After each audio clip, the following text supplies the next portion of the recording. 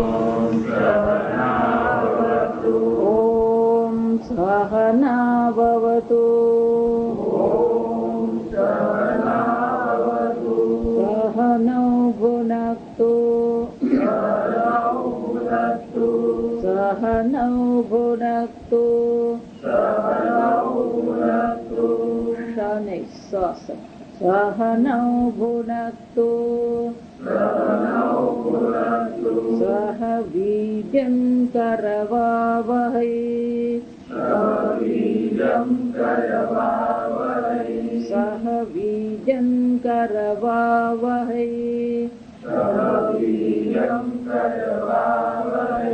शनैः दाथी शहनैः सह वीर्यं करवावहै। तेजस्विनावधीतमस्तु।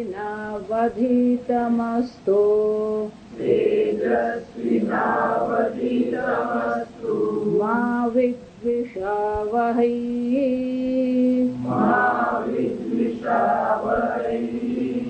ॐ शान्ति शान्ति शान्तिः।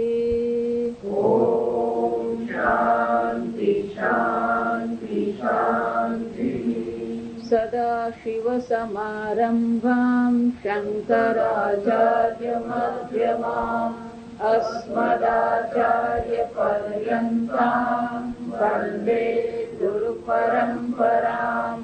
श्रुतिस्मृतिपुराणानाम् आलयं करुणालयं नमामि भगवत्पादं शङ्करं लोकशङ्करम्। शङ्करं शङ्कराचार्यं केशवं बादरायणं सूत्रभाष्यकृतौ वन्दे भगवन्तौ पुनः पुनः। ईश्वरो गुरुरात्मेति मूर्तिभेदविभागिने व्योमवद्व्याप्तदेहाय दक्षिणामूर्तये नमः। निधये सर्वविद्यानां विशदे भवरोगिणां गुरवे सर्वलोकानां दक्षिणामूर्तये नमः। ॐ नमः प्रणवार्थाय शुद्धज्ञानैकमूर्तये निर्मलाय प्रशान्ताय दक्षिणामूर्तये नमः। ॐ सुकेशा च भारद्वाजः।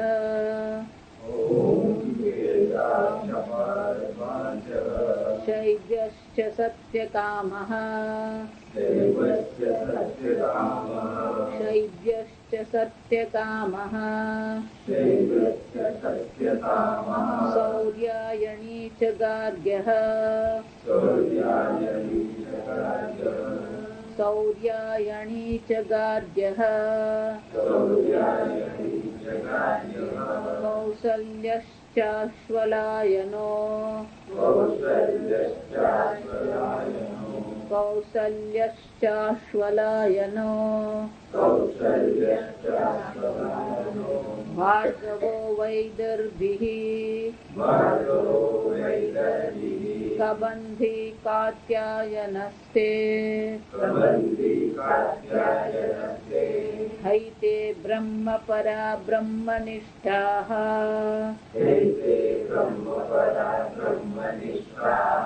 परं ब्रह्मान्वेषमाणाः।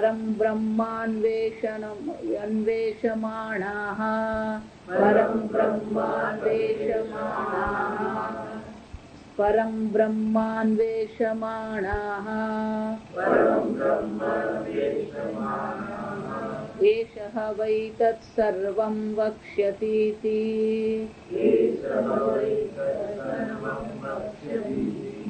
एषः वै तत्सर्वं वक्ष्यतीति। देह समित्पाणयः।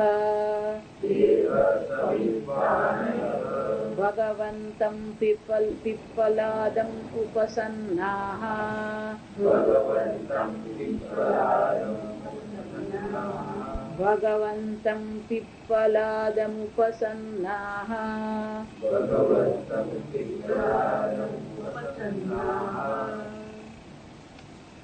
સવારના પોરમાં જીભની કસરત થઈ જાય. સુકેશા, શૈવ્ય, આ બધા મુનિ એ પીપલાદ મુનિ પાસે ગયા અને એમણે કીધું અમને એક પ્રશ્ન પૂછવો છે. અમને દરેકને શું છે? એક એક પ્રશ્ન. બ્રહ્મ અન્વેષમાણા, એટલે બ્રહ્મ તત્વ જ્ઞાન વિશેનો પ્રશ્ન. અને ઋષિ પીપલાદ મુનિએ શું કીધું?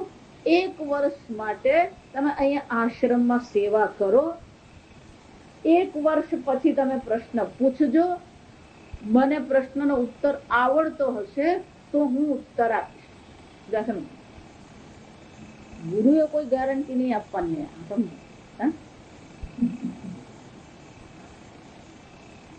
એટલે શંકરાચાર્યજી આ ભાષ્યમાં જો ત્રીજું વાક્ય જો ભાષ્ય એવં સંવત્સર બ્રહ્મચર્ય સંવાસાદિ યુક્ત એવં બ્રહ્મચર્ય સંવત્સર 1 વર્ષ માટે ભાષ્યના પ્રારંભમાં જોવાનું.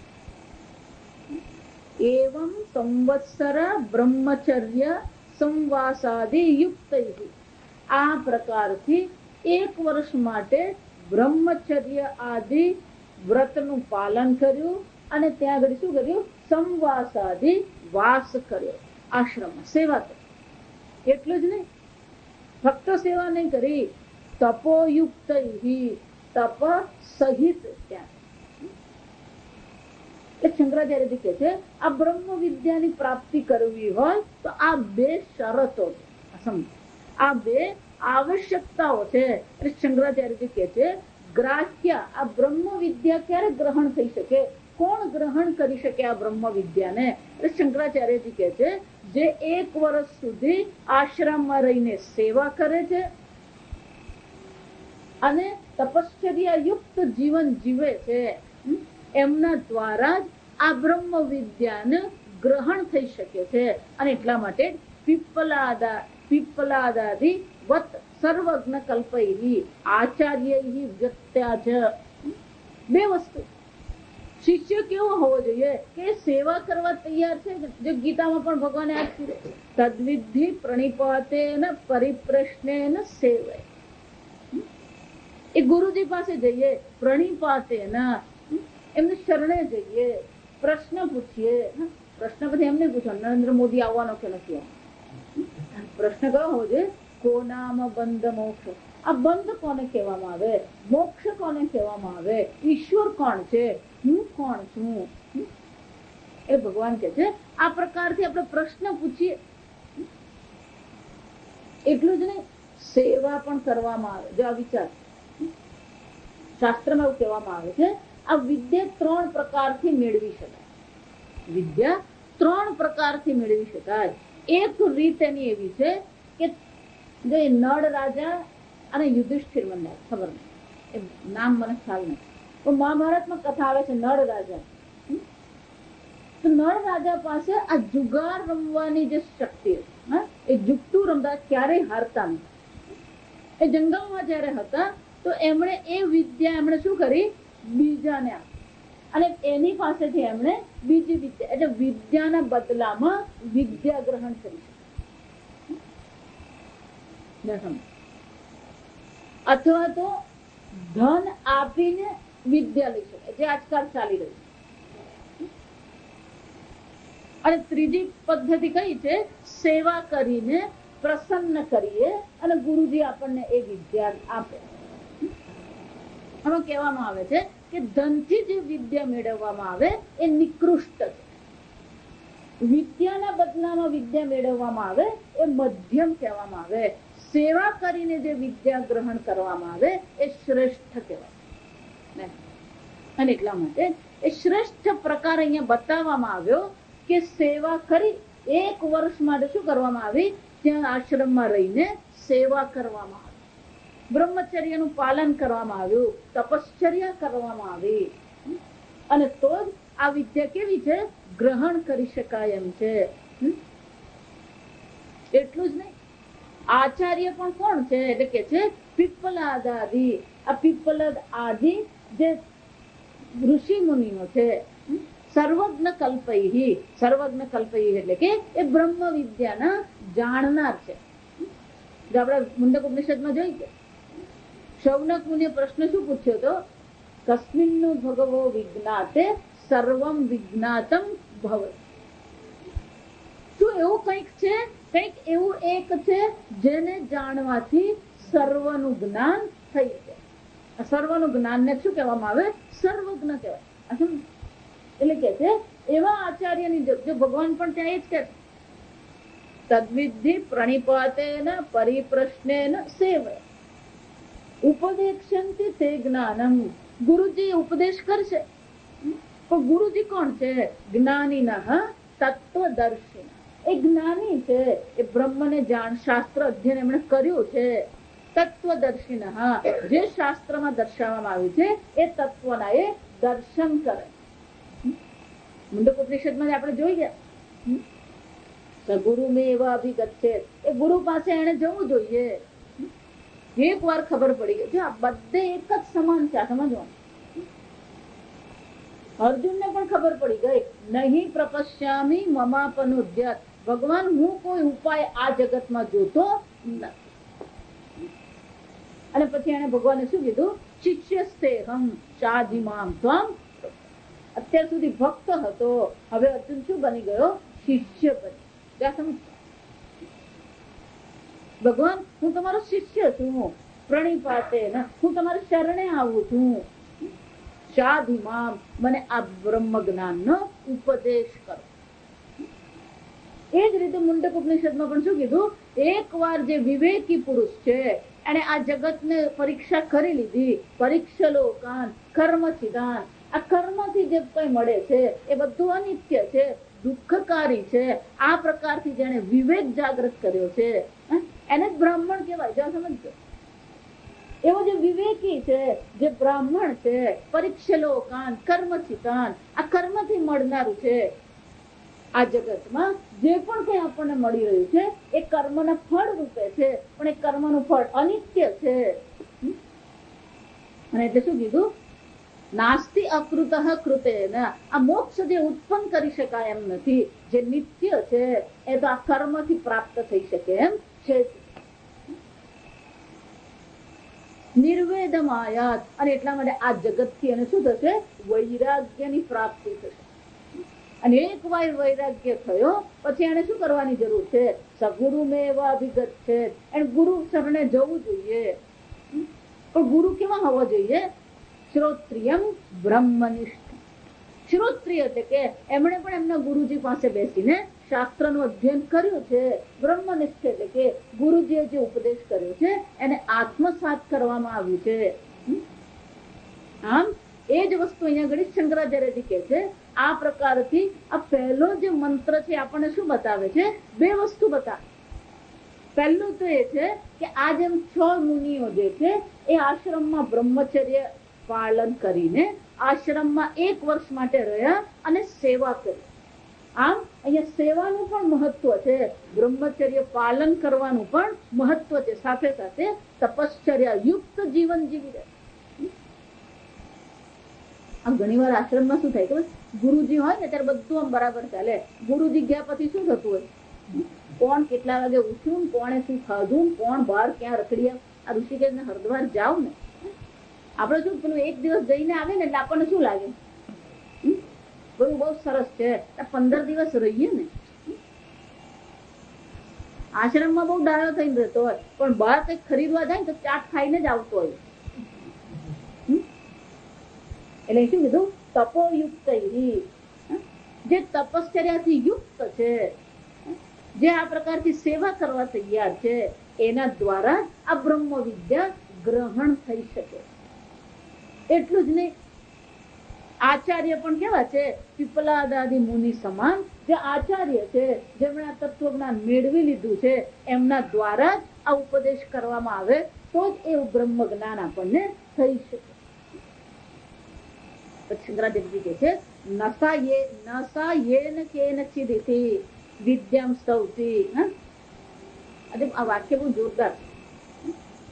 નસા યેન કેનચિત, બીજો ગમે તેવો ઉપદેશ કરી દે તો એ બ્રહ્મ જ્ઞાન થતું. શિષ્ય પણ ગમે તેવો હોય તો એ બ્રહ્મ જ્ઞાન નહીં થાય. આચાર્ય પણ જો વિચાર, હું હંમેશા એટલે કહું છું, આ પ્રવચન કરવું બહુ સહેલું છે. 1 મહિનો જો તમે વેદાંત સાંભળો ને તો તમે પણ શું કરી શકો? પ્રશ્ન ક્યાં? એને આત્મસાત કરવામાં આવ્યું છે કે નહીં? આપણો પોતાના વિશેનો અભિપ્રાય બદલાયો છે કે નહીં? જો આપણને એમ જ લાગતું હોય હું જેવો છું કે હું જેવી છું બરાબર જ છે, એનો અર્થ શું છે? મોક્ષની ઈચ્છા જ નથી. પૂજ્ય સ્વામીજી અમને હંમેશા કે અધ્યાત્મની શરૂઆત ત્યારે જ છે કે વ્યક્તિ પોતાને, પોતાના વિચારને, પોતાના અભિપ્રાયને બદલવા તૈયાર છે. અધ્યાત્મ એટલે જગતને બદલવું. અધ્યાત્મ જો સમજો, આજકાલ જેટલા સંપ્રદાય ચાલે છે બધા શું વિચારે છે? અમે આ જગતને બદલી નાખીશું, જગતમાં શાંતિ લાવી દઈશું. એ અધ્યાત્મ નથી. આ સમજો, એ ધર્મ છે. એ શું છે? ધર્મ છે. પોતાને બદલવું, પોતાના વિચારોને બદલવું એ અધ્યાત્મ. આત્માનમ અધિકૃત્ય વર્તતે ઇતિ અધ્યાત્મ. અધ્યાત્મ એટલે કે પોતાને આપણે બદલીએ છીએ. જો એટલા મને હંમેશા કહું, જે પોતાને બદલવા તૈયાર નહીં હોય એ હંમેશા કોની પ્રશંસા કરતા? ક્યાં તો આશ્રમની ચર્ચા કરતો હોય, ક્યાં તો સંપ્રદાયની ચર્ચા કરતા હોય, અને ક્યાં તો ગુરુજીની ચર્ચા કરતા. પણ ભાઈ તું ક્યાં છે એ પૂછવું પડે આપણે. હું તો એ મારા ગુરુજી બહુ, તારા ગુરુજી મહાન છે, પણ તું ક્યાં છે? વૈરાગ્ય થયો અમને મારા શ્રી હંમેશા કહેતા. વૃંદાવન એમની પાસે રહેવા જતા અમને હંમેશા કહેતા ગમે એટલી તપશ્ચર્યા કરો, ગમે એટલા અનુષ્ઠાન કરો, ગમે એટલું દાન કરો, યજ્ઞ કરો, પણ આ બધાને અંતે તમારા મનમાં શાંતિનો અનુભવ થાય છે. આપણું મન તો એટલું જ વિક્ષિપ્ત છે, એટલું જ ચંચળ છે. મનમાં શાંતિનો અનુભવ છે. આ જગતથી વૈરાગ્ય થયો કે નહીં? તપશ્ચર્યાનું ફળ શું છે? પુણ્ય તપશ્ચર્યાનું ફળ નથી. તમારા મનમાં શાંતિનો અનુભવ છે કે નહીં? તમને આ જગતથી વૈરાગ્ય થયો કે નહીં? અને તમને એ પરમાત્મામાં રુચિ થઈ કે નહીં? 3 વસ્તુ છે. સમજો, તપશ્ચર્યા કે સાધનાનું માપદંડ શું છે? આ 3 છે. પહેલું, મનમાં શાંતિનો અનુભવ હોય. આપણું મન તો શું, એક વાર છાપું પણ નહીં આવે તો આપણું મન તો શું થઈ જાય? ફોન નહીં આવે ને તો ડિસ્ટર્બ થઈ જાય. નાની નાની વાતમાં આપણે વિક્ષિપ્ત થઈ જઈએ. અને એટલા માટે પહેલું તપશ્ચર્યા કે અનુષ્ઠાનનું ફળ શું છે? મનની શાંતિ, વિક્ષેપનો નિવૃત્તિ થવી જોઈએ, જગતથી વૈરાગ્ય થવો જોઈએ, પરમાત્મામાં પ્રીતિ થવી જોઈએ. આપણ માળા કરવામાં અડધી માળા નહીં કરે તો ઊંઘ આવવા માંડે. જો આ વિચાર, એનો અર્થ શું છે? અમે ટીવી જોવા બેઠા હોઈએ, ગપ્પા મારવા બેઠા હોઈએ, 4 કલાક ક્યાં નીકળી જાય ખબર નહીં પડે. વૈરાગ્યનો અભાવ છે, ઈશ્વરની પ્રીતિનો અભાવ છે. અને એટલા માટે કહે છે કે એ નથી, ગમે તેવા જો આ ગ્રહણ કરવા બેસે અથવા તો ગમે તેવા આ પ્રવચન કરવા બેસે તો આ બ્રહ્મ વિદ્યા મળી શકતી નથી. ના નરેણ વરેણ પ્રોક્ત એષ. યમરાજા પણ ત્યાં કહે છે કે જે તપશ્ચર્યા યુક્ત નથી, જે સાધુ જીવન જીવતા નથી, જેના જીવનમાં વૈરાગ્ય નથી, એવા અવરેણ એટલે કે નિકૃષ્ટ કોટીના જે લોકો છે એ ક્યારેય આ બ્રહ્મ વિદ્યા ગ્રહણ કરી શકે નહીં. એટલું જ નહીં, એ ઉપદેશ કરે તો એ ઉપદેશનો પણ કોઈ અર્થ સરતો જે બધી વાહવા થતી રહે. આજકાલ જેટલા પણ આ પ્રવચનો અને કથા થાય છે એ કથા વખતે બધી વાહવા છે. જ્યાં મહારાજ ત્યાંથી નીકળ્યા પછી પાછું શું છે? એક જલેબી, એક ફાફડા ને એક પેંડો. જ્યાં સમજતો એનો અર્થ શું થયો? મહાત્માની વાણી પણ વ્યર્થ જાય છે, કોઈ મતલબ નથી. 10 દિવસ તમે જુઓ ને તો એવી વાહ હોય, અને 10 દિવસ મરાઠ ગયા, બીજે દિવસથી પાછું શું છે? વિચારી દો, સમજવું. આશ્રમમાં જઈને ત્યારે બધા ડાયા થઈને રે, ઘરે આવે એટલે પાછા શું છે? 15 દિવસ પેલું રામદેવજી નું પેલું યોગામાં ગયા, 16મા દિવસથી શું છે? જો વિચારો. એટલે અહીંયા શંકરાચાર્યજી બહુ સ્પષ્ટ છે. શંકરાચાર્યની ભાષા બહુ કડક છે. આ સમજવું આપણને ગમે કે નહીં ગમે, અને આપણને ખોટું લાગે ને તો લાગે, પણ શંકરાચાર્યજી સ્પષ્ટ રીતે શું લખે છે? સા યેન કેનચિદ ન ગ્રાહ્ય ન વક્તવ્ય. ગમે તેવી વ્યક્તિ આની ચર્ચા કરે એ ગ્રહણ થઈ શકતી. આમ શિષ્યના જીવનમાં પણ તપશ્ચર્યા હોવું જોઈએ, બ્રહ્મચર્ય હોવું જોઈએ, સત્ય હોવું જોઈએ, પોતાને બદલવાની ઈચ્છા હોવી જોઈએ. આગળ કે છે આ પ્રકારથી શું છે? વિદ્યમ સ્તૌતિ. આ પ્રકારથી અહીંયા આગળ આ પ્રથમ મંત્રમાં આ વિદ્યાની સ્તુતિ કરવામાં આવી કે આ કોણ છે? આ ઋષિ મુનિ. જો સૌનક ઋષિને પણ આપણે વિશેષણ બતાવ્યું, મહાશાલ સૌનક. આ સૌનક ઋષિ કોણ હતા? સામાન્ય વ્યક્તિ નતા, મહાશાલ હતા. મહાશાલ કોને કહેવામાં આવે? શાળા 4 પ્રકારની શાળાઓ હોય. જો સમજો, 4 પ્રકારની શાળાઓ છે. પાઠશાળા, જ્યાં વેદનું અધ્યયન કરાવવામાં આવે ને પાઠશાળા કહેવામાં આવે. પાકશાળા, અધ્યયન કરાવતા હોય, તે બધું રહેતા હોય, એમને ભોજન કરાવવું પડે, એટલે શાની જરૂર પડે? પાકશાલ, અન્ન ક્ષેત્ર હોવું જોઈએ. એટલું જ નહીં, ત્યાં યજ્ઞ કર્મ પણ થતા હોય, યજ્ઞશાળા પણ ત્યાં હોય. જો યજ્ઞશાળા છે, પાઠશાળા છે, પાકશાળા છે, તો પેલી ચોથી જરૂર પડે ગૌશાળા. ગાયના દૂધ, દહીં, ગોબર, ઘી, આ બધાની જરૂર પડે. તો સૌનક મુનિ કોણ હતા? મહાશાલ. જેમના આશ્રમમાં આ 4 પ્રકારની શાળાઓ હતી, અને 4 પ્રકારની શાળામાં શું છે? 365 દિવસ પ્રવૃત્તિ થતી. યજ્ઞશાળામાં 365 દિવસ આહુતિ અપાતી હતી. પાઠશાળામાં બાળકો ભણતા હતા, ગોશાળામાં ગાયની સેવા થતી હતી, અને સાત્વિક અન્નનું ત્યાં આગળ ભોજન મળતું. આવા સૌનક મુનિ જો વિચારી તપસ્વી. આપણે એક ઘર 5 માણસનું ને 2 માણસનું ઘર ચલાવવું હોય તો શું છે? આજે નળ બગડી ગયો ને, આજે બલ્બ નથી ચાલતો, છોકરો નાપાસ છે, છોકરો પાસ છે, છોકરાને દફતર નવું લાવવાનું, આજે વિચારી ગયો. તો સૌનક મુનિ જે છે એ કોણ હતા? મહાશાલ. આજકાલ તો હમણાં મને મળ્યા, ગૌશાળા ચલાવે. કેમ છે ગૌશાળા તમારી, કેમ ચાલે? મને કે બહુ અઘરું પડે. મેં કેટલી ગાય છે? કે 10 ગાય છે. કેમ? સેવા કરવા વાળું કોઈ મળતું જ નથી. જો વિચારી, સૌનક મુનિ જો ગાયો રાખતા હોય તો એનો અર્થ શું થાય? રોજ એ ગોબર ઊંચકવું પડે, રોજ એ ગોબર ને નાખવું પડે. ગાય રાખે ને એને ખબર પડે. રોજ ગાયને સવારે ધોવી પડે.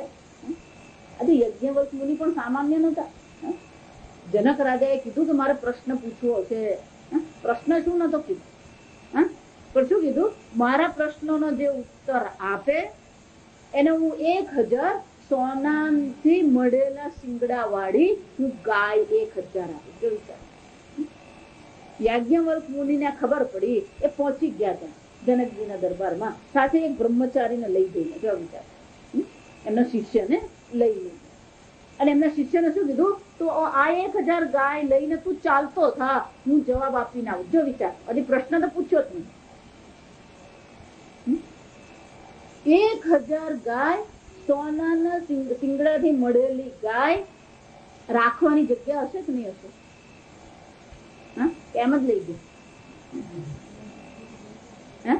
એટલી જમીન જોઈએ, એટલું ગોચર. ત્યારે ઘાસ ભરતા નહીં, ત્યાં શું કરવા? ગોચરની જમીન પર. 1000 ગાયને માટે ગોચરની કેટલી જમીન જોઈએ ગણી લેજો. એના માટે કેટલા ગોવાળિયા જોઈએ, હા, એના માટે કેટલા ઉકરડા બનાવવા, છાણ બધું ક્યાં નાખવાનું હોય, હા? જો વિચારી જોજો, યાજ્ઞવલ્ક્ય મુનિ એમના શિષ્યને એમ કહેતા હોય, આ 1000 ગાય લઈને તું ચાલતી થા, તું ચાલતો થા, હું આવું છું, એનો અર્થ શું થાય? હા, એમની પાસે એ ઇન્ફ્રાસ્ટ્રક્ચર, એ વ્યવસ્થા હતી, જો સમજો, વિચારજો. એટલે હું હંમેશા એટલા માટે આ બધી વાત કરું કે આપણે જેમ એક ઘર ચલાવવામાં પણ આપણે શું કરતા હોય, નાની નાની વાતમાં ટેન્શન કરી નાખીએ, નાની નાની વાતમાં આપણે શું થતા હોય, વિક્ષિપ્ત થતા હોઈએ, કોઈ કારણ વગર. પેપર નહીં આવે તો નહીં આવે, શું થઈ ગયું? ટીવી નથી ચાલતું, શું થઈ ગયું મને કહો? નળ નથી ચાલતો, કઈ બીજો નળ, ઘરમાં 25 નળ છે, એક જ નળમાં વાપરાય એવું થોડું? સમજો. હા, આ ઋષિ મુનિઓ એમ નહીં માનો ખાલી જંગલમાં રહેતા હતા, કંદમૂળ ખાઈને રહેતા હતા, એ પણ શું કરતા હતા? આશ્રમ ચાલતો હતો ને. પીપળાજ મુનિએ પણ જયારે એમ કીધું કે તમે આવ્યા છો 1 વર્ષ માટે રહો, તો એનો અર્થ શું થયો? જો બૃહદ ઉપનિષદમાં બીજી પેલી જાબાલ, સત્યકામ જાબાલ ની કથા, હા, એને તો આનાથી વધારે તપશ્ચર્યા કરાવી. જાબાલ જયારે ગયો અને કીધું, જો એના પિતાજી કોણ હતા એને ખબર નથી, જો સમજો, એની માતાનું નામ જાબાલ, એટલે એને બ્રહ્મ વિદ્યાની ઈચ્છા થઈ. એ ગયો ગુરુજી પાસે કે તારું નામ શું છે? તો કે હું સત્યકામ છું. કે તારા પિતાજીનું નામ શું છે? મને ખબર નથી. તો કે તારું ગોત્ર કયું છે? જાબાલ મારું ગોત્ર છે. હા, હું સત્યકામ જાબાલ છું, મને બ્રહ્મ વિદ્યાની ઈચ્છા છે. તો ત્યાં ગુરુજીએ શું કીધું એને કે આ ગાય છે આપણા આશ્રમમાં, એ બધી ગાયને લઈને તું જંગલમાં જા અને આ 1000 ગાય થાય ત્યારે તું પાછો આવજો, પછી હું તને બ્રહ્મ વિદ્યાનો ઉપદેશ કરી. જો વિચારી ક્યાં રહેવાનું, ક્યાં ચરાવવાનું, ગાયને કેમ રાખવાની, ક્યાં બાંધવાની, કઈ વ્યવસ્થા નહીં. શું કીધું? આ ગાય લઈને તું જંગલમાં જા, 1000 થાય ત્યારે તું લઈને આવ. અને પછી 1000 ગાય જોઈએ, સમજો, પછી વાછરડા લાવે તે નહીં ચાલે. 1000 શું કીધી? ગાય. એનો અર્થ શું થયું? બાકીના બધા જેટલા પેલા વાછરડા હોય એને પાલન તો કરવું જ પડે, હા, પણ ગાય જોઈએ 1000. હા, એટલે 1000 ગાય હોય તો વાછરડા 200-400 તો હોવાના. સમજો, બધાને ખવડાવવું, રાખવું, પાલન કરવું, આ સેવા છે. આ બધી કથા શું બતાવે છે? આ પ્રકારની તપશ્ચર્યા યુક્ત જીવન છે, આ પ્રકારની સેવા કરવા જે તૈયાર છે. આ સમજ. અને એટલા માટે અહીંયા શંકરાચાર્ય કહે છે કે ગમે તેવો જો શિષ્ય હોય, હા, એને આ ઉપદેશ કરવાથી શું છે? એનો કોઈ અર્થ સરતો નથી. સા યેન ચિત કેન ચિત ઇતિ વિદ્યામ સ્તૌતિ. એટલું જ નહીં, શંકરાચાર્યજી આગળ કહે છે બ્રહ્મચર્યાદિ સાધન સૂચનાચ તત્કર્તવ્યતા સ્યાત. આ બ્રહ્મચર્યાદિ સાધનનું સૂચન કરીને પણ શું કહેવામાં આવ્યું કે આ બધી વસ્તુ પણ એટલી જ જરૂરી. તમે શું બોલો છો, શું ખાવ છો, શું જુઓ છો, શું સાંભળો છો, આ બધું શું છે? એટલું જ મહત્વનું છે. આ સમજો. તમે એમ માનતા હોય મન ફાવે એમ ખાઈ લીધું, મન ફાવે એમ જોઈ લીધું, કઈ વાંધો નહીં આવે. મુંડક ઉપનિષદમાં જોઈએ સત્યેન લભ્યઃ એષ આત્મા તપસ નિત્ય બ્રહ્મચર્યેન. સત્ય જીવનમાં હોવું જોઈએ, તપશ્ચર્યા જીવનમાં હોવી જોઈએ. બ્રહ્મચર્ય એટલે કે ઓછામાં ઓછા ભોગથી આપણે જીવન જીવીએ. હા, ખૂબ સુંદર શંકરાચાર્યજી કહે છે આ બ્રહ્મ વિદ્યા સામાન્ય વસ્તુ નથી, દુર્લભ વસ્તુ છે, અને એને માટે અધિકારીત્વ હોવું જોઈએ. પછી આગળ કે છે કર્તવ્યતા. કર્તવ્યતા એટલે શું છે? આ પ્રકારના અધિકારીત્વ નથી, આ પ્રકારના સદગુણ નથી, તો શું કરવાનું છે? કર્તવ્યતા આપણે કેળવવાનો પ્રયત્ન કરીએ, વૈરાગ્ય કેળવવાનો પ્રયત્ન કરીએ. જીવનમાં તપશ્ચર્યા આપણા જીવનમાં હોય, બ્રહ્મચર્ય આપણા જીવનમાં હોય, સત્ય આપણા જીવનમાં હોય. કર્તવ્યતા એટલે કે આ કર્તવ્ય જો હંમેશા એટલા માટે કોઈના પણ ઘરે લગ્નની કંકોત્રી આવે ને, એ કંકોત્રી વાંચીએ ને એટલે તરત આપણા મનમાં એક કર્તવ્ય. એનો અર્થ શું થયો? આ કર્તવ્ય છે. આ શું છે? આપણું કર્તવ્ય. લગ્નમાં તો જવું જ પડે, મરણમાં તો જવું જ પડે. આવી સંસારની દ્રષ્ટિએ આપણે કર્તવ્ય બુદ્ધિ કરીએ છીએ, પણ જ્યાં બ્રહ્મ વિદ્યા છે ત્યાં કર્તવ્ય બુદ્ધિ આવે. એટલે શંકરાચાર્ય એટલા માટે શું કે છે? કર્તવ્ય એમાં કર્તવ્ય બુદ્ધિ આવવી જોઈએ. નહીં મારે તપશ્ચર્યા જીવન જીવવું છે, મારું જીવન કેવું હોવું જોઈએ? સરળ હોવું જોઈએ. એટલા માટે અધ્યાત્મ એને માટે છે જે પોતાને બદલવા તૈયાર. જ્યાં સુધી પોતાને આપણે બદલવાનો પ્રયત્ન નહીં કરીએ ત્યાં સુધી આ બ્રહ્મ વિદ્યા પણ શું છે?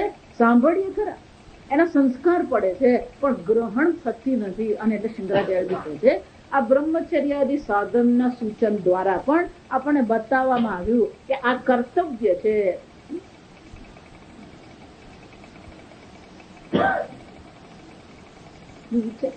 આમ શિષ્ય કેવો હોવો જોઈએ, ગુરુ કેવા હોવા જોઈએ, એની ચર્ચા શંકરાચાર્યજી કરે છે કે આવું હશે તો જ આ ઉપદેશ આપણે ગ્રહણ કરીશું. હવે એ મંત્રની ચર્ચા કરે છે. સુકેશાચ નામતઃ. જો આ બબ્બે લેવાના. સુકેશાચ ભારદ્વાજ. સુકેશાચ ભારદ્વાજ. પહેલા મુનિ કોણ છે? સુકેશા. એ કોણ છે? ભારદ્વાજ છે. એટલે કે ભરદ્વાજસ્ય અપત્યમ ભારદ્વાજ. એ કોના પુત્ર છે? ભરદ્વાજ મુનિના પુત્ર એ ભારદ્વાજ છે, જેમનું નામ છે સુકેશા. શૈબ્યશ્ચ સત્યકામઃ શિબેઃ અપત્યમ શૈબ્યઃ સત્યકામઃ નામતઃ. નામતઃ એટલે કે એનું નામ સત્યકામ છે. એ કોનો પુત્ર છે? એ શિબીનો પુત્ર છે. જો શિબીની વાર્તા મહાભારતમાં,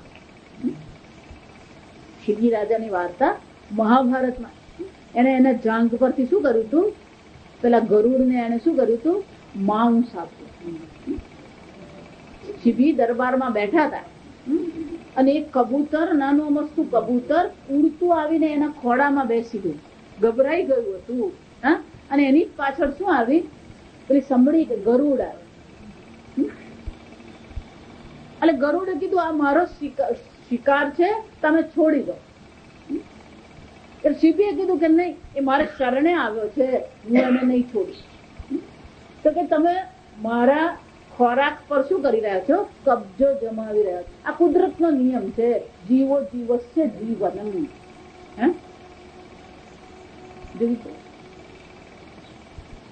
શિબી રાજાએ કીધું પણ આ કબૂતર મારે શરણે આવ્યું છે, હવે હું એને શું છે એની રક્ષા કરવી મારું કર્તવ્ય.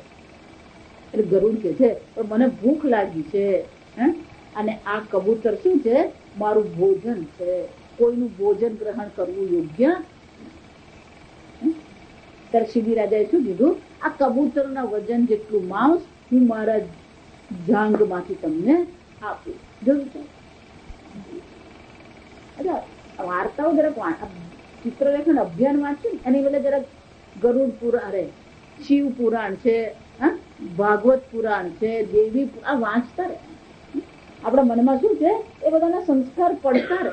મહાભારત વાંચીએ, રામાયણ વાંચીએ. સમજ? એટલે કે છે શિબેઃ અપત્યમ શૈબ્યઃ. એ શિબીનો જે અપત્ય પુત્ર હતા એનું નામ શિબી. પણ નામ શું છે એનું? સત્યકામ. નામ સત્યકામ છે. શૈબ્ય બધાની ઓળખાણ આપે છે. આના દ્વારા શું કરવામાં આવે છે? આ બધાની ઓળખાણ આપવામાં આવે છે. આ સુકેશ કોણ છે? ભરદ્વાજના પુત્ર છે. આ સત્યકામ કોણ છે? શિબીના પુત્ર છે. સૌર્યાયણી ચ ગાર્ગ્યઃ. સૌર્યાયણી સૂર્યસ્ય અપત્યમ સૌર્ય. સમજ? સૂર્યના પુત્રને શું કહેવામાં આવે? સૌર્ય. તો દ્રુપદની પુત્રી હતી એનું શું કહેવાય? દ્રૌપદી. જનકની દીકરી હતી જાનકી. એ જ રીતે સૂર્યના જે પુત્ર છે એનું નામ શું પડ્યું? સૌર્ય પડ્યું. અને સૌરસ્ય તસ્ય આપત્યમ સૌર્યાયણી. એટલે સૂર્યનો પૌત્ર છે. જો વિચાર, સૂર્યના પુત્રનું નામ સૌર્ય અને સૌર્યના પુત્રનું નામ શું છે? સૌર્યાયન. આજે આ બધું વ્યાકરણ છે, આ સમજો. એટલે કે છે આ સૌર્યાયણી છે, જે સૂર્યના કોણ છે? પૌત્ર છે. ગાર્ગ્ય ગર્ગ ગોત્ર ઉત્પન્ન, સૂર્યના પૌત્ર છે. ગાર્ગ્ય એટલે કે ગર્ગ ઋષિના ગોત્રમાં ઉત્પન્ન થયેલા એ ગાર્ગ્ય છે. કૌશલ્યશ્ચ નામતઃ અશ્વાલસ્ય આપત્ય આશ્વાલયનઃ. આ આશ્વાલાયન એટલે કે અશ્વાલય બહુ મહાન રાજા થઈ ગયા. જેમ જનક રાજા બ્રહ્મજ્ઞાની હતા એમ અશ્વાલયન પણ થઈ ગયા. એમના પુત્ર કોણ છે? કૌશલ્ય. કૌશલના જે પુત્ર છે નામતઃ કૌશલ્ય, એમનું નામ કૌશલ્ય છે. પણ એ કોના પુત્ર છે? અશ્વાલાયનના એ પુત્ર છે. ભાર્ગવ ભૃગો ગોત્ર આપત્યમ ભાર્ગવ. ભૃગુ ઋષિના ગોત્રમાં ઉત્પન્ન થયેલા આ ભાર્ગવ મુનિ. જો આમ 6 ની શું કરવામાં આવી? આપણને ઓળખાણ. એટલું જ ને. વૈદર્ભી કબંધી. વૈદર્ભી એટલે કે વિદર્ભે ભવ. વિદર્ભ દેશમાં જેનો જન્મ થયો એ વૈદર્ભી છે. કબંધી કાત્યાયન. કત્યાયસ્ય અપત્યમ કાત્યાયન. કબંધી નામતઃ. આ કબંધી જો એકની ઓળખાણ છે. ઓળખાણ દ્વારા શું કહેવામાં આવે છે? એ મહાન ગોત્રમાંથી જન્મેલા છે, મહાન ઋષિ મુનિઓના પુત્ર છે. એમને પણ શું થઈ? પરમ હિ એ તે બ્રહ્મપરાહ બ્રહ્મનિષ્ઠાહ.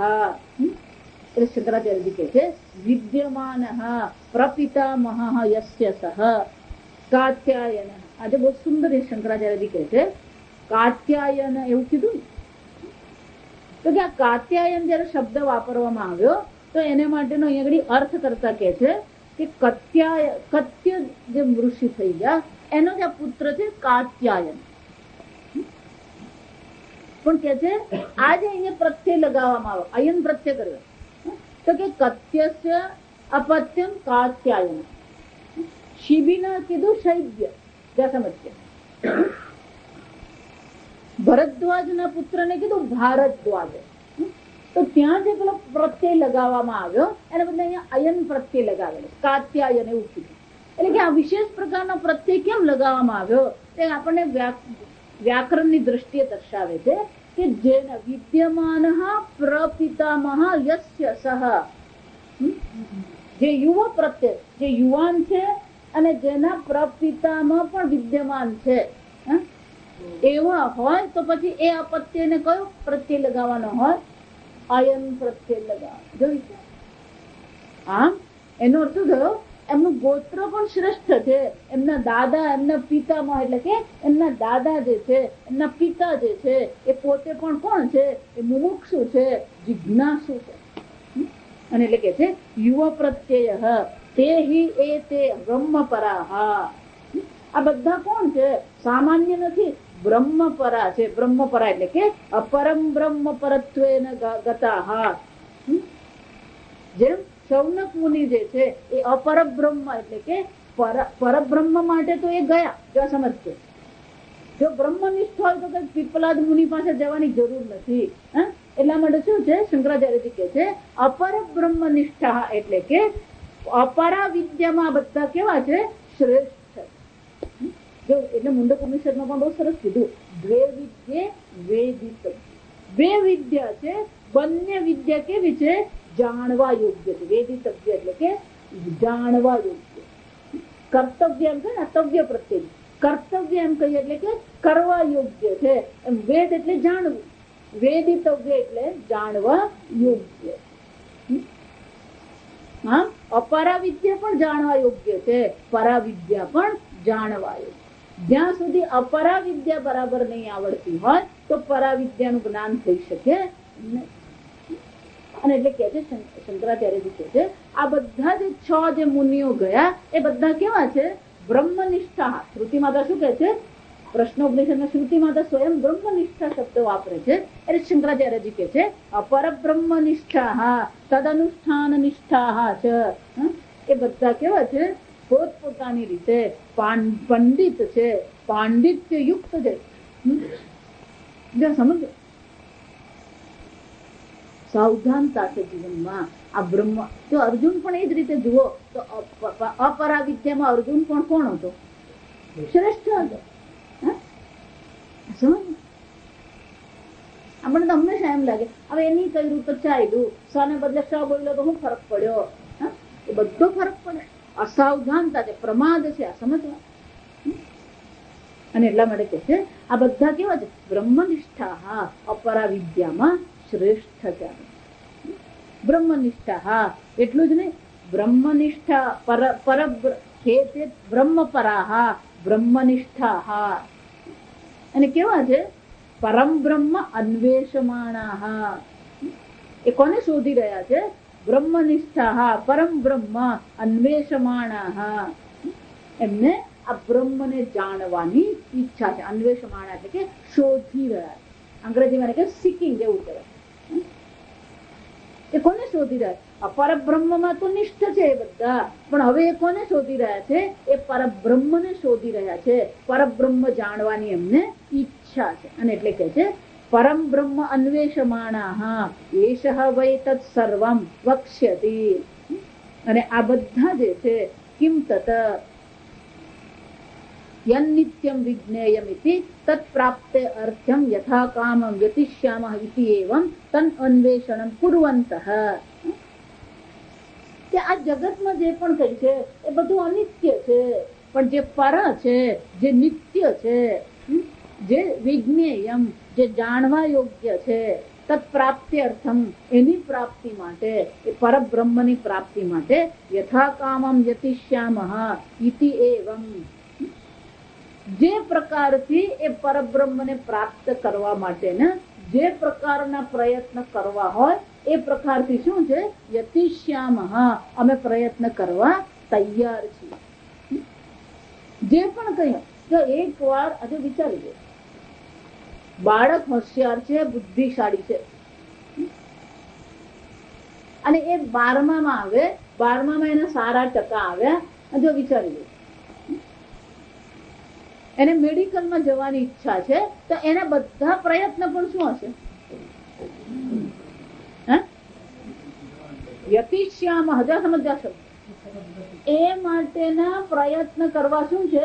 એ તૈયાર છે. નહીં મમ્મી હું મહેનત કરીશ, મમ્મી હું 12 કલાક વાંચીશ. જો આને કહેવાય યતિષ્યા. અમે પ્રયત્ન કરવા યતિષ્યામઃ એટલે કે આ 6 શું કે છે? અમે એ પરબ્રહ્મ પ્રાપ્તિ કરવા માટેના જેટલા પણ પ્રયત્ન કરવા પડશે એ બધી મહેનત કરવા અમે તૈયાર છે. તમે જે કહેશો એ કરવા અમે તૈયાર. યતિષ્યામઃ. એ પ્રકારથી એને અન્વેષણ કરવા માટે ઇતિ એવં તદ અન્વેષણમ કુર્વતઃ. આ પ્રકારથી એ બધા એનું અન્વેષણ કરી રહ્યા છે, એને શોધી રહ્યા છે, એને પ્રાપ્ત કરવાનો પ્રયત્ન કરી રહ્યા. તદ અધિગમાય એષ વૈ તત્ સર્વં વક્ષ્યતિ ઇતિ આચાર્યમ ઉપજગ્મુહો. આમ આ પ્રયત્ન કરતા કરતા શોધતા શોધતા એ લોકો ક્યાં પહોંચી ગયા? એ તદ અધિગમાય એ બ્રહ્મને પ્રાપ્ત કરવા માટે, એ બ્રહ્મ જ્ઞાન મેળવવા માટે ક્યાં પહોંચી ગયા? પીપલાદ મુનિના આશ્રમમાં બધા ત્યાં પહોંચ્યા. વૈ તત્ સર્વં વક્ષ્યતિ ઇતિ આચાર્યમ ઉપજગ્મુહો. આ આચાર્ય પાસે આપણે પીપલાદ ભગવાન આચાર્ય પાસે આપણે જઈશું તો એ આપણને શું કરશે? એ આપણને અવશ્ય આ ઉપદેશ આપણને કરશે. વક્ષ્યતિ એટલે કે એ આચાર્ય આપણને આ ઉપદેશ કરશે. કેમ? આપણે પ્રયત્ન કરી રહ્યા છે, આપણે સેવા કરીશું, આપણી તત્પરતા છે, તો એ પીપલાદ મુનિ પણ શું કરશે? વક્ષ્યતિ ઉપદેશ કરશે એવી એમને શ્રદ્ધા છે. અને એટલા માટે ઉપજગ્મુહુ એ પીપલાદ મુનિ પાસે બધા ગયા. ઉપજગ્મુ શબ્દ બહુ મોટો છે. ઉપજગ્મુ એટલે કઈ એનો અર્થ સીધો અર્થ શું થાય? બધા પીપલાદ મુનિના આશ્રમમાં ગયા. ત્યાં ગયા પછી પણ શું છે? તેહ સમિત પાણય, પણ કેવી રીતે ગયા? હાથ હલાવતા ગયા. જો આપણી ભાષામાં શું કહેવાય? હાથ હલાવતા ગયા. રિક્ત પાણીર ન પશ્યે, આ નિયમ છે, સમજવા. રિક્ત પાણીર ન પશ્યે, ખાલી હાથે, રિક્ત એટલે ખાલી, ખાલી હાથે ક્યારેય જવું નહીં જોઈએ. ક્યાં ગળી? 3 સ્થાન પર. રાજાનમ દૈવતમ ગુરુ, રાજાનમ દૈવતમ ગુરુ. 3 જગ્યાએ આપણે જઈએ, 3 જણને મળવા જઈએ તો આપણે શું છે? ખાલી હાથે નહીં જવું જોઈએ. પહેલું શું છે?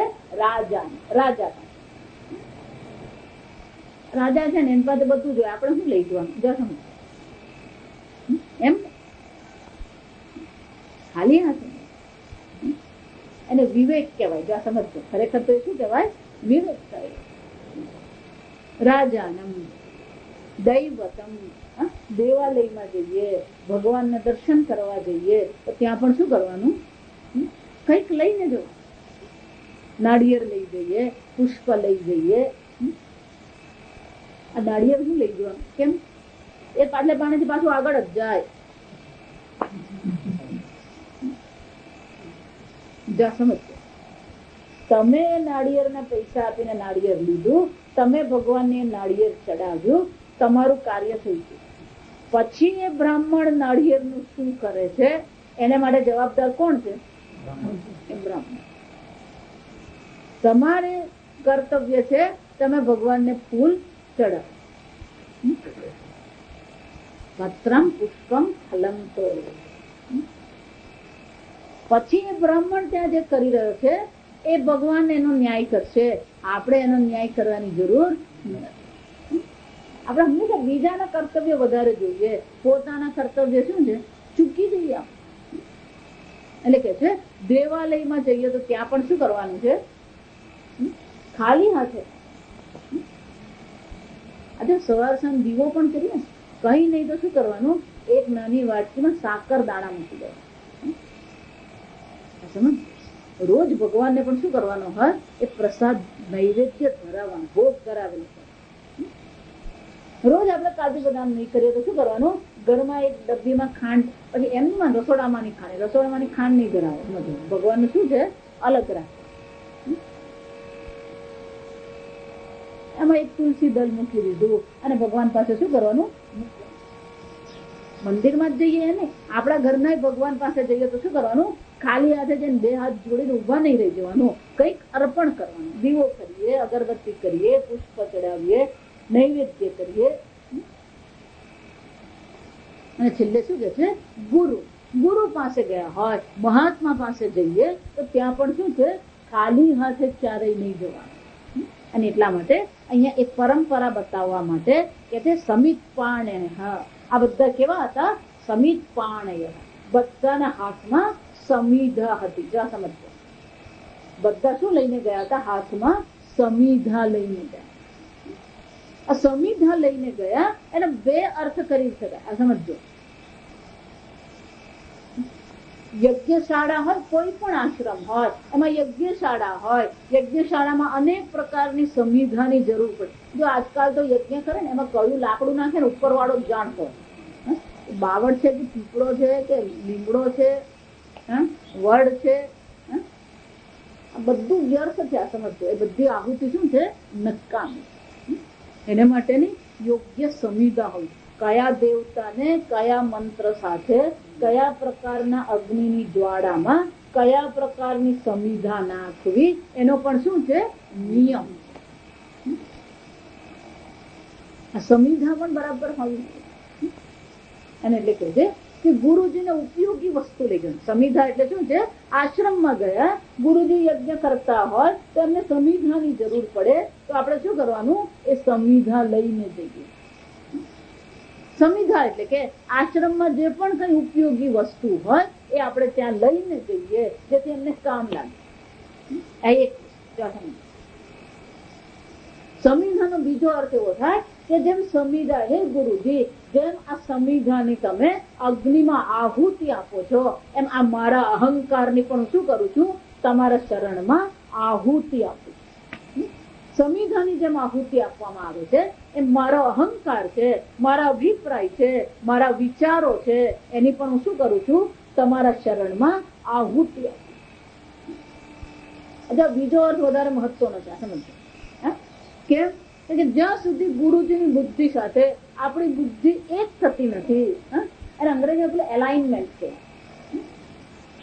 કેમ કે ગુરુજી પાસે જ્ઞાન મેળવવું હોય તો ગુરુજીની બુદ્ધિ સાથે આપણી બુદ્ધિ એક થવી જોઈએ.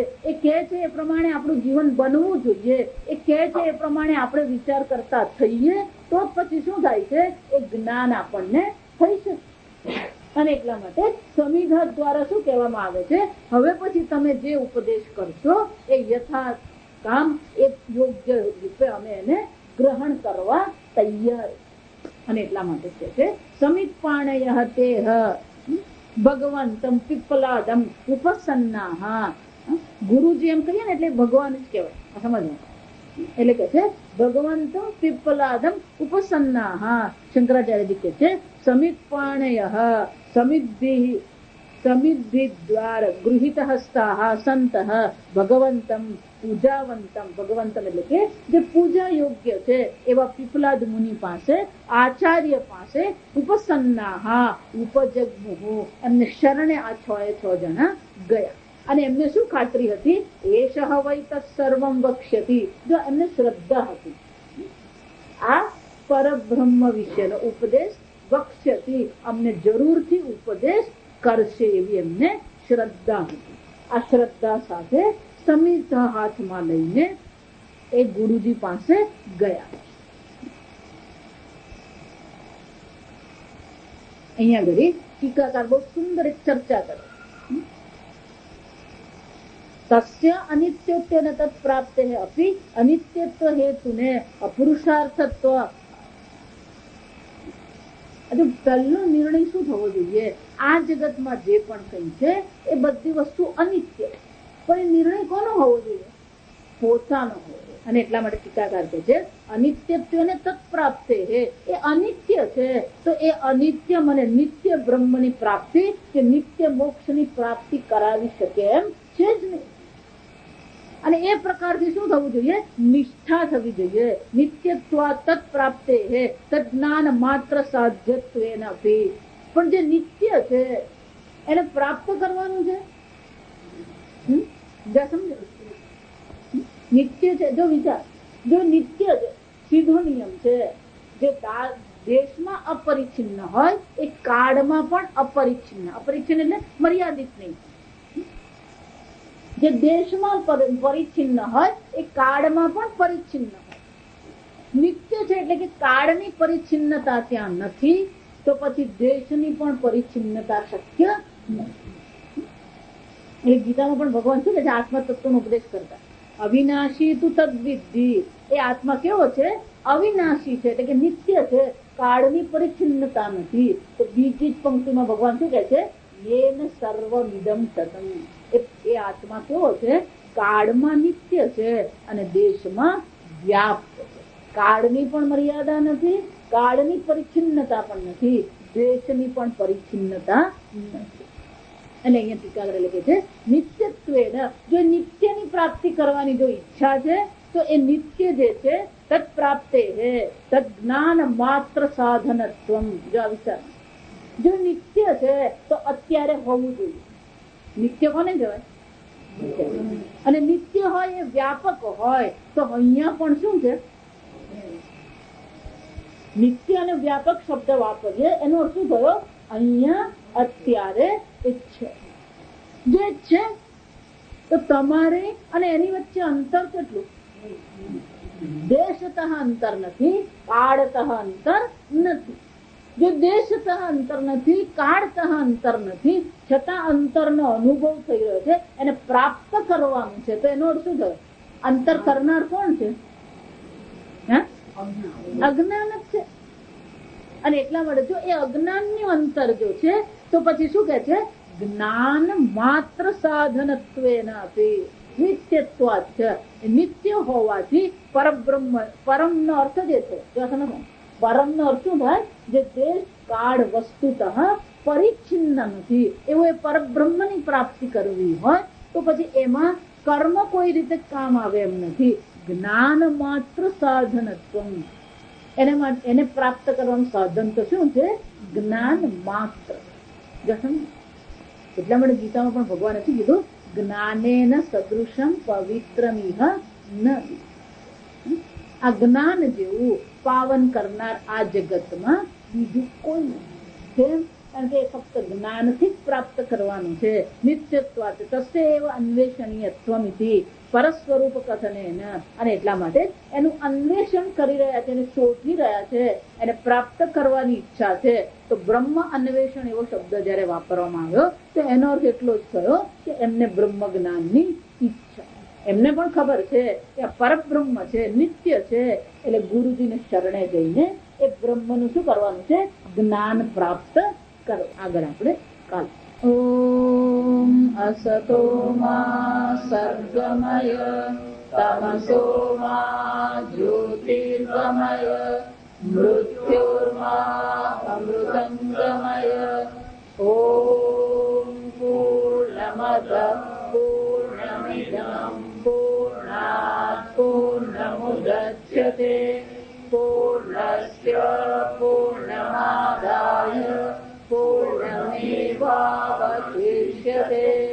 ઓમ શાંતિ શાંતિ શાંતિ. હરિ ઓમ. શ્રી ગુરુભ્યો નમઃ.